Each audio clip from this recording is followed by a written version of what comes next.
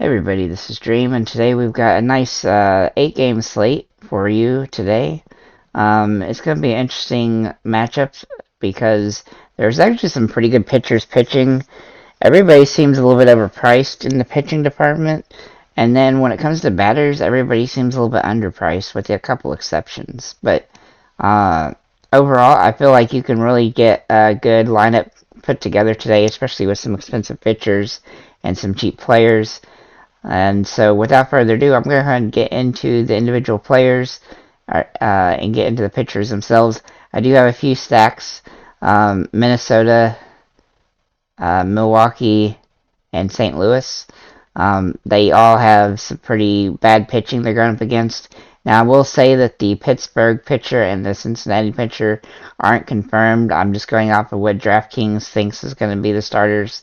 That's subject to change. However, it probably won't change too much of the math when it comes to which players from those particular teams are going to be useful. They're going to be stackable regardless. And then another pitcher, another team that you could also take a look at is the New York Yankees. They're going up against a pitcher that just has some really bad metrics, and so that's nice, an advantage. They just been really not good lately, so maybe, Aaron Judge might be the only guy. Um, so then we have a couple other pitchers that kind of been hit or miss situations. But without further ado, let's go and get into pitchers themselves. So my top two options are Carlos Rodon and Corbin Burnes. So Burnes has the easiest matchup against Pittsburgh, who's just been completely awful. He's had a little bit of a rough time as of late, but he has played Pittsburgh 3 times, and he's averaged 21 fantasy points each of those games, as well as 7 strikeouts per game. And so he's pretty safe. He gets enough strikeouts, and he's got a plus matchup, so I kind of like him quite a bit. Um, as for Mr. Rodon, obviously San Diego's a little bit harder of a matchup, but he has actually been really good against San Diego despite in 2 games for San Diego, he has 30 fantasy points a game and also 9 strikeouts. Now, I do believe he played them before they had Juan Soto, so that might, and that trade, that might help San Diego a little bit. But just the same, he got a lot of strikeouts each time he played them, and so I definitely like him in that matchup. And like I said, we're gonna want to pay up probably because of the cheap options that are available at the regular positions. But I do have a pitcher that if you really want to take a shot at, who's got a decent situation and he can actually get some strikeouts in this particular game, it is Frankie Montas. He used to be on Oakland, obviously, but now he's on the Yankees. And he's not been terrible. Obviously, his win-loss is pretty bad because he was on, again, the Oakland. But now that he's on the Yankees, in 2 games against the LA Angels when he was in Oakland, he averaged 18 fantasy points a game and 7 strikeouts. So, like I said, he's not always good when it comes to like going up against good teams. But we can definitely tell you that the Angels are not very good, with the exception of Trout and Ohtani. And so obviously that's a little bit risky that Trout and Ohtani can bang you, but he is an option that you could pay down to. Um, the only other option really is Tony Gonsolin. He's playing against Miami.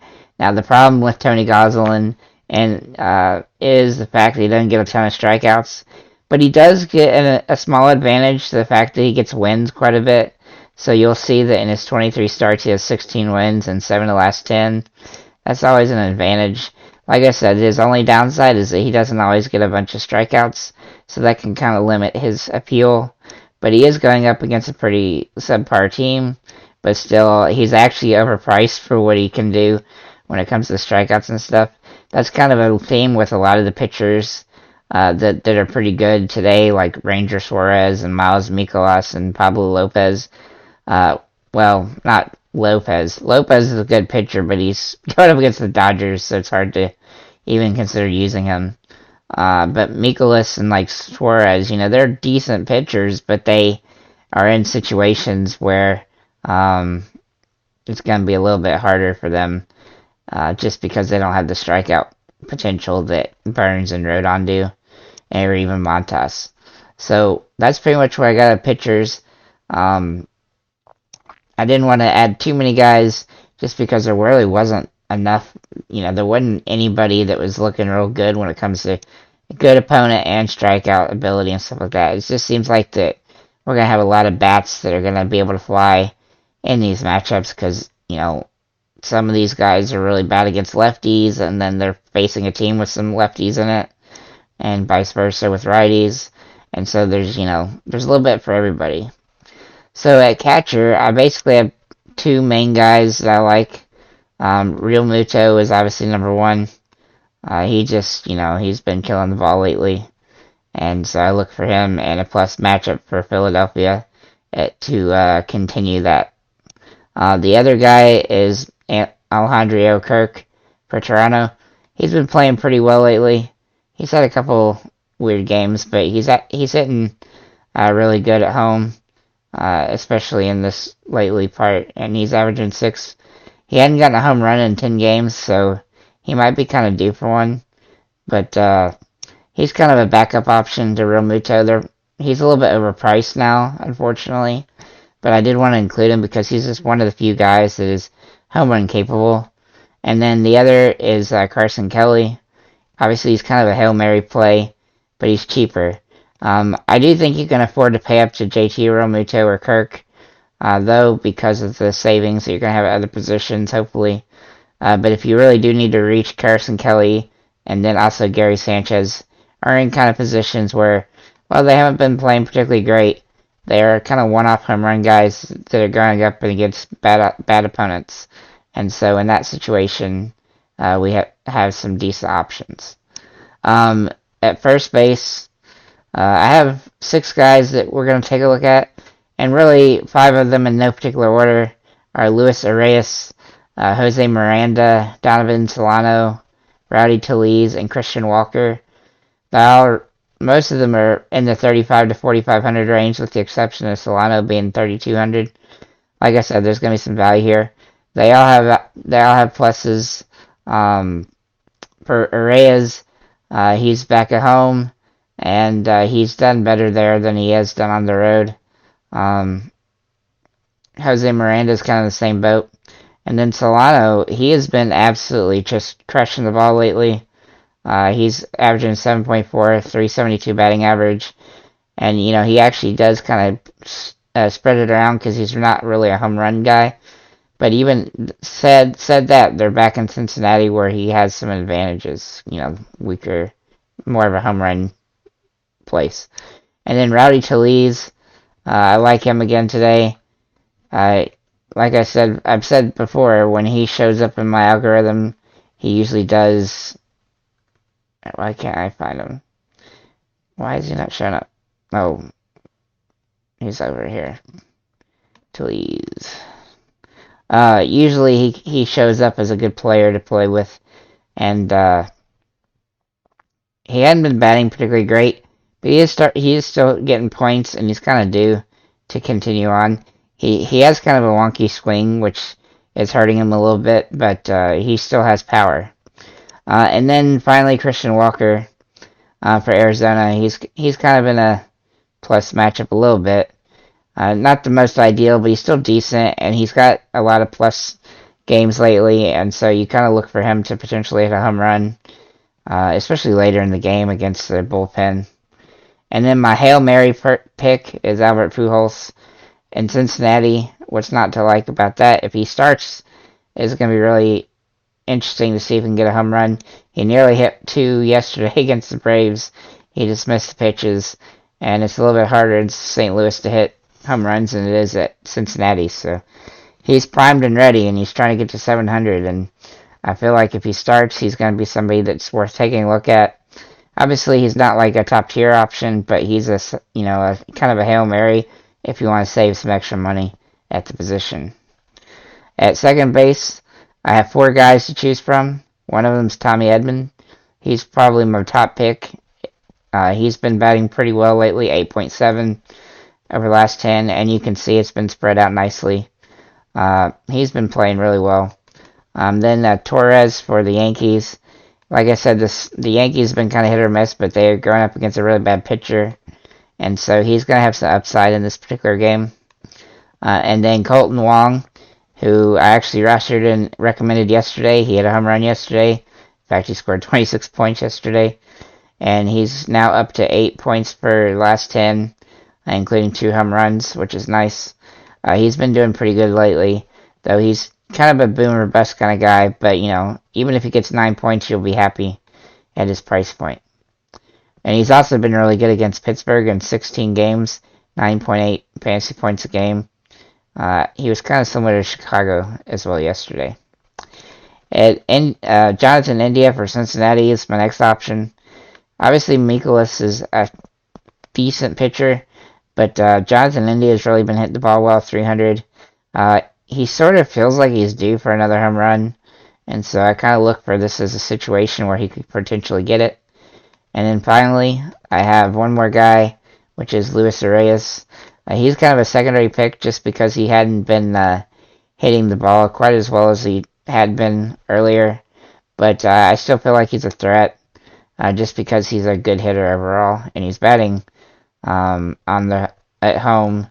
He's batting 308 with 706, and he's been okay against Boston, but he's definitely getting an easier Boston opponent today, I believe. So that's kind of why I wanted to include him.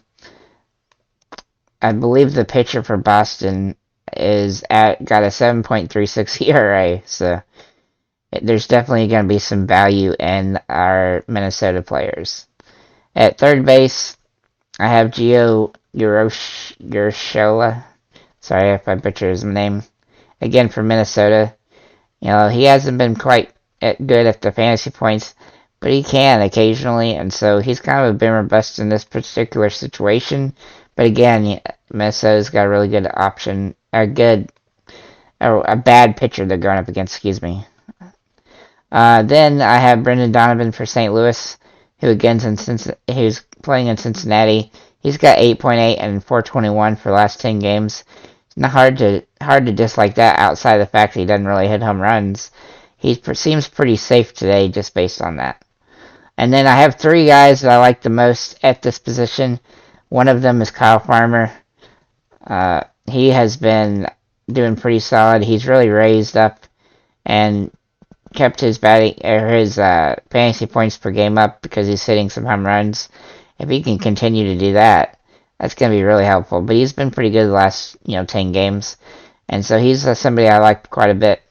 And then Justin Turner is one of the others for the LA Dodgers. Now he has a kind of a tough matchup at pitcher, but he's been really mashing the ball, 341, 9.7, and I think that even if he doesn't hit anything off of Lopez, he'll probably end up going up against some backup pitchers late in the game and have a chance to get a home run at that point at the very least. And then for Mr. Alec Bohm, he's just been hitting the ball great, 317, 9.5. There's nothing you can dislike about that. He is kind of boomer bust, but he has potential to score a lot of points. Then at shortstop, I have 5 guys that I thought were interesting. One of them is Brandon Crawford. He's been, a little bit hit or miss, but he's still batting pretty good, and he just seems too cheap for what he can do. And so he's somebody that you always got to take a look at a little bit. And I like the matchup for him. Tommy Edman, again, who I've already mentioned, is my top pick at shortstop, so you can actually use him and then get a different second baseman as well, which I would probably recommend in this case, because there's a lot of good options at second base. And then I have Willie Adames. Sorry, I don't know how to say his name correctly. But anyway, he's been batting really well. He's got home run potential, 10.8 and 300. Milwaukee's in a position, if the pitcher that DraftKings says is going to be going up against him is going, that's a guy who basically has given up a bunch of home runs in his first start. So then we have, sorry about that, Carlos Correa and Bo Bichette. And really, Bo Bichette is the better option, but obviously he's also the most expensive. But if you can afford to put him in, he is kind of coming out of a slump, and he's kind of due for a home run. So we would like to see him hit that today. and he hasn't hit 1 in 10 games, which he's gonna do. And Carlos Carrera is the other. He's pretty much a little bit less expensive, but kind of has similar upside as Bo Bichette. But he's been hitting the ball a little bit better lately. As you can see, he's got 3 games over 10 in the last 3 games. And then outfield, I have several guys that I like quite a bit. The first is, if he plays, is TJ Friedl. He's averaging 9.9 over the last 10, 357 batting average. He's doing that without really hitting home runs. I mean, he's hit 2 so far, but in 41 games, he's doing really well. And so I definitely like him as an option if he plays. He's kind of a Hail Mary, though. And the same can be said for Corey Dickerson. He's been hitting the ball really well as well. 7.2, 455 batting average in the last 10. That seems crazy, but that's what it is. And he seems like somebody that's, you could take a flyer if you really need to save money. But the guy that I like the most right now is Lars Nootbaar. He's been averaging 11.2 and 324. He has been crushing the ball, and yeah, we don't hate that, especially it coming to great American ballparks. So then I have Max Kepler and Brendan Donovan. I've already mentioned Brendan Donovan. Then Alex Verdugo. He's somebody I really like today. He has tendency to really pay off too in certain situations, and today the pitching matchup definitely gives him a bonus. And then I have 2 guys from Milwaukee, and Christian Yelich and Hunter Renfroe. I really liked Yelich yesterday as well, and he hit a home run. And hopefully he can make it a three-peat in the games with a home run. He's been just absolutely smashing Pittsburgh in 16 games with 8.1 per game. And then the last 2 are Andrew Benintendi and Castellanos for Philadelphia. So Benintendi, he's been hitting the ball well, 7.5 with 282, but he's really been good against the Angels. He's actually hit 1 home run in 6 games, batting 346 with 10 fantasy points a game. We definitely like that. If the Yankees can get going, he needs to, be kind of the start of that. And then Nick Castellanos, he's probably the weakest option of the last few, but he's still pretty good. He's got a good matchup, and he's 7.3 and 310 over the last 10 games, which gives me confidence in him. Though he can throw up some duds occasionally, he's been okay against Arizona so far this season. So that's pretty much all I have. Thank you for liking, commenting, and subscribing. If you feel like there's any player that I should cover or have a question about, feel free to leave it in the comments below, and have a nice day, guys.